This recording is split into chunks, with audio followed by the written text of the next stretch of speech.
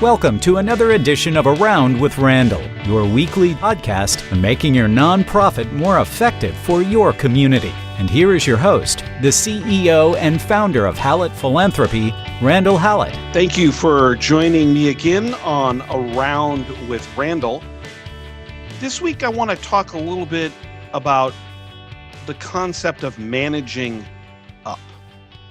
How do you work with your leader, your manager, your supervisor, and more specifically, if they don't happen to be a fundraising expert? And we'll cover kind of both sides, those that do and those that don't. I think that you have to start with this concept of understanding really what we're talking about. We're talking about creating a win-win-win scenario. This isn't about brown-nosing. And this isn't about sucking up. This is really about making your boss as successful as he or she can be, creating an environment so the organization wins with the things that you're responsible for, and you win because you build a better opportunity for yourself and for developing the skills and reputation and outcomes that will propel you in your career. And that's really important because there's some fascinating statistics around how bosses, many ways, control the world, your professional world. A great study done recently indicated that 57% of employees left their job because of their boss, not because of their organization or the responsibilities or anything else. The study done by DDI also indicated that 32% of people were considering quitting because of their boss. That's 89% who are indicating in some way, shape, or form they don't like their boss. And so you can leave or you can find a better way to work with them. And I'm not saying leaving's terrible, but sometimes it's on us to figure out how to make it a more effective relationship. Another study, this time by Career Builders, said that only 12% of employees leave their job for money, but 89% of the bosses think their employees leave for the money. Think about that. You have a scenario in which you have 12% saying there are other reasons, primarily the way their boss thinks about them or works with them, that I'm leaving, but bosses don't see that. And so the question becomes, what are you going to do about scenarios where your manager and supervisor are challenging? And it's important because that manager and supervisor controls your responsibilities, your upward mobility, your salary, to some degree, if they're near the top and they're publicly seen, the organizational reputation, which is tied to you. So there's some things that we can do to make this more effective for our career. So today, that's kind of the academic piece. The tactical piece is a little bit longer because there's some great things that are pretty easy to figure out that will make you happier and more successful in your job. The first thing you've got to do, the tactical, is you got to work on yourself. There's a lot of different easy ways for us to figure out who we are and where our pressure points are, how we deal with things. Some of them are more institutionalized. Many of us, if not most of us, have taken some kind of standardized testing around things like the Berkeley emotional testing or interpersonal skills or DISC, which deals with behavioral and communication styles and differentials at our real self versus our professional self, or Myers-Briggs, which deals with how we make decisions and the psychological preferences we have about people and how we view ourselves and how we want to be perceived. All of these tests are valid in many different ways. The thing I've always found is that I see people take these tests and there's some type of report out and nobody ever really thinks about them. It takes time to consider how it affects them and their communication, and more importantly, what other people's tests are telling you about them, the other individuals in particular, in this case, bosses and managers. There's 360 evaluations that are done in terms of our annual appraisal. Or is there someone that you're close to that you trust that can give you some assessment and candid conversation about who they see you being? All of this leads to kind of a concept that I think is really important but probably under discussed, and that's the idea of social nonconformity. Meaning, are you willing to stick your neck out and say something when you think something's wrong or there's a way to improve it? Or do you retrench back in those moments when you have a chance to make an improvement for the organization?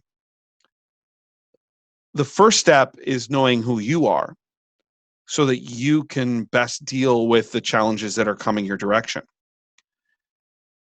The other side of it is a part of the kind of the self, is a realization that most of our bosses, and this gets more specifically driven towards those that aren't in philanthropy or fundraising, aren't trained to be a fundraiser or a philanthropy driver, either in part or in total. If we think about the Lilly School of Philanthropy at IUPUI, the first school in the world to be designated and draft um, a curriculum that can support the needs of our profession, it only started in 2012. So if you're a dean of a medical school or a law school, or you're the chancellor of a university, or you're the president of a hospital, or you're the CEO of a museum, you never got the kind of training that many of us with grayer hair have experienced, more experiential over the last 25 years. There's no training ground for CEOs and chief executives to have a fundraising background. They learn it on the fly. So the second part of the personal is realizing they're coming into this responsibility with a deficit, and which puts an onus on us to figure out how we work with them. I like to think of there's 4 specific things that we're looking for in our leaders and our managers when it comes to fundraising, particularly those that aren't doing it naturally. The first is about education. The second is about solutions, solving. The third is about procurement, procuring. And the fourth is about embracing and accepting. So education is really all about them understanding some of the basics of what we do. If you assume your boss, particularly a non-fundraising boss, knows what fundraising is, you're making a huge mistake. I have been lucky enough to work in some amazing, large, complicated, billion-dollar organizations. And how many times, either as a consultant or as a practitioner, my boss or the people I'm consulting with that are CEOs, they don't understand what we do. They don't understand the professionalism we bring to the table. So basic things like understanding fundraising activities and their ROI and the difference between major gifts and special events. They don't understand that. They don't understand why we keep pushing towards this idea more of major gifts rather than annual giving. And I'm not saying annual giving doesn't have a place, but we know the numbers that are driving philanthropy, as we've talked about in previous podcasts, are being driven by major gifts and principal gifts by a very small group of people. Then there's this idea of the metrics that we, particularly on major gifts, but on all kinds of philanthropy, the individual metrics, how many calls, how many visits, how many solicitations. If you're in education or healthcare or other places, there are metrics that drive the services side of the organization, the product. If it's clinical or hospital related, it's about quality scores and patient satisfaction and the number of procedures that we do in the surgical ORs. In education, it's about how many students and what's the acquisition rate and things of that nature. For us, it's about the activities that we have all become accustomed to, but we don't explain very well. So helping them see this bigger picture is really important about the professionalism of our occupation. The other place is figuring out where the nexus is, kind of thinking of a Venn diagram where the 3 circles overlap in a very small place. One of those circles is organizational need. What are the needs of the organization? The second is this idea of big concepts are changing the community. And the third is the donor's interests. All 3 are independent in terms of their movement or their involvement. But when they meet together in that one small narrow place, that nexus where organizational need meets up with this idea of donors' interests and it changes the community in major ways, that's where you see the biggest opportunities. And yet, I think sometimes our supervisors, our managers, our leaders don't understand that nexus because we don't take the time to explain it. We also need to help them understand what donors are actually telling us. In a previous podcast, I read from a letter that Bill and Melinda Gates talked about, and this correlates to a study done by a legendary pioneer in our field, Jared Panis, who talks about why donors, in both cases, why donors choose to give. And it's not because of their community responsibility or they have money, which is what nonprofit leaders tend to think. It's because, as Bill and Melinda Gates articulated in that letter, it's fun, it's joyous, it brings great joy to them and to most philanthropists. And it's because they want to make a difference in the world. They want to change lives. It's not because the organization needs the money. It's because they want to make a difference and your organization can provide an avenue to do that. You need to help your leaders understand that that's a different perspective. Instead of, as we've talked about before, us going and saying, hey, we need this, you should give it to us. It's asking the question, what is it that moves you? And how do we fit into that picture? So that's the education piece, the solving piece. First of all, it's our job to bring solutions to our leaders. Whether you're a gift officer and you're looking to bring an issue to bear with your CDO or the CDO with the CEO, it doesn't make any difference. If you only bring problems to your boss, then at some point they don't need you because they got enough problems. They got to solve them anyway. Our job is to bring solutions, even if it's options, even if we're not quite sure exactly what the final opportunity or final result might be. We have a series of things that we can bring to the table to have a conversation about figuring out which is the best one. And we need to solve their problems. Usually their problems should be our problems, particularly in philanthropy, because revenue and investment can solve a lot of those issues. Have you ever bothered to ask your boss what keeps them up at night? How they're evaluated? If you can solve that problem or those problems, you become unbelievably more valuable. Instead of figuring out what we need, let's figure out what our bosses need and then figure out how we can fit into that process. We probably also need to speak their language. We need to turn what we think of as common vernacular in fundraising to more of the industry in which the organization actually sits. I use always healthcare as an example. We know that it takes about 7,000 patients to equate to $1 million in additional new net revenue. But you give us 250,000 and the right people, we can turn that into $1 million. We're a better investment. If you're looking for more resources in your budget, you need to talk about it like the way in which your boss normally thinks about in terms of investment, ROI. Going and saying, I just need more money is not effective.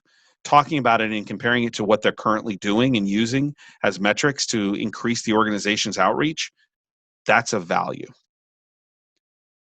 Third, procure. We need to figure out and help them understand exactly what we need from them in the partnership. We need their time, and we need to let them know we're not going to waste it. We're going to use it in the key places at the highest dollar levels. And those individual meetings that we have, if you're a chief development officer or if you're a major gift officer with your CDO, you're going to go into those meetings prepared, a written agenda, objectives, and you're going to get out of their way because the one thing that's valuable more than anything else is time. Also, we need those big ideas. What's the grand scheme that we're trying to accomplish? How can I help solve that problem?